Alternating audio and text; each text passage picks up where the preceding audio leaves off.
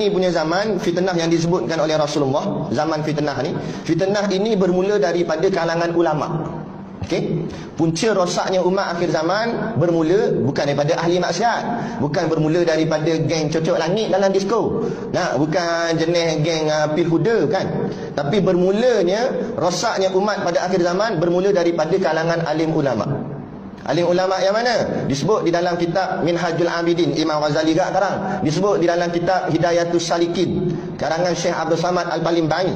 Nah, kerana ulama itu terbahagi kepada dua. Jangan kita pandang, oh dia ulama, confirm kita boleh ikut dia. Belum tentu. Mana ulama terbahagi pada dua? Yang pertama disebut sebagai ulama su', kata Imam Ghazali. Benda ulama su' bukan busuk.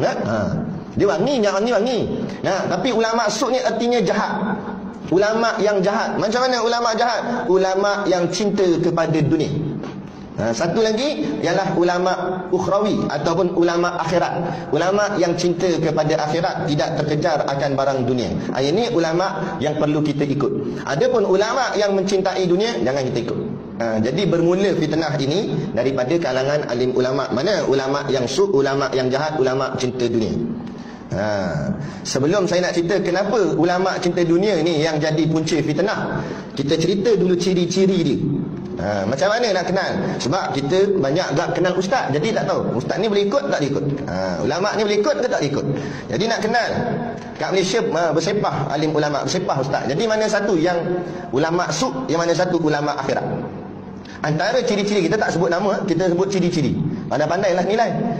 Antara ulama-ulama yang ada kecintaan terhadap dunia, iaitu dia kasih lah.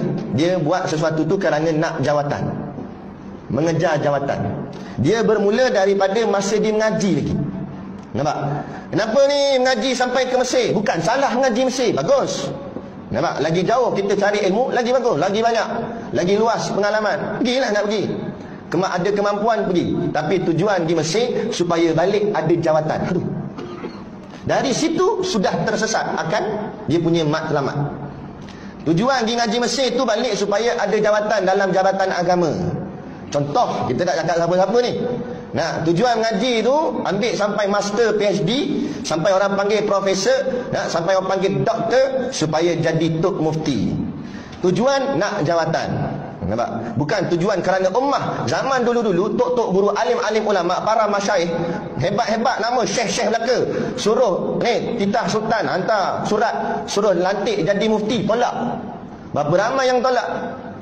Tok guru kepada tok guru saya. Tok guru Sidik no. Tok guru dia Tuan Guru Haji Hitam. Dia ada anak seorang mengaji Mesir. Anak Tok Guru Haji Hitam ni. Jadi anak dia mengaji dalam 3 tahun gitulah lebih kurang. Balik-balik dapat offer. Dalam surat tu kata dapat bekerja di Jabatan Agama Islam. Negeri mana tak sebutlah. Dapat surat tu. Dia pun seronok lah. Dapat kerja dah. Balik-balik dapat kerja. Tunjuk kat ayah dia. Tuan Guru Haji Hitam, Pondok Tanjung Bedil, Al-Ustaqdah. Ayah ni, Abi tengok ni. Adik dapat ni surat untuk dapat jawatan kerja di Jabatan Agama ni, bawah kerajaan. Tunjuk surat. Ayah dia kata apa?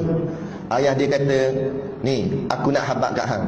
Aku mengaji di Mekah 30 tahun. Langsung aku tak terima apa barang jawatan pun dalam ke kerajaan dan sebagainya. Aku buka pondok, dia kata. Bila anak dia dengar begitu, menangis koyak atas. Nampak? Maknanya jangan tanam dalam hati ni nakkan jawatan.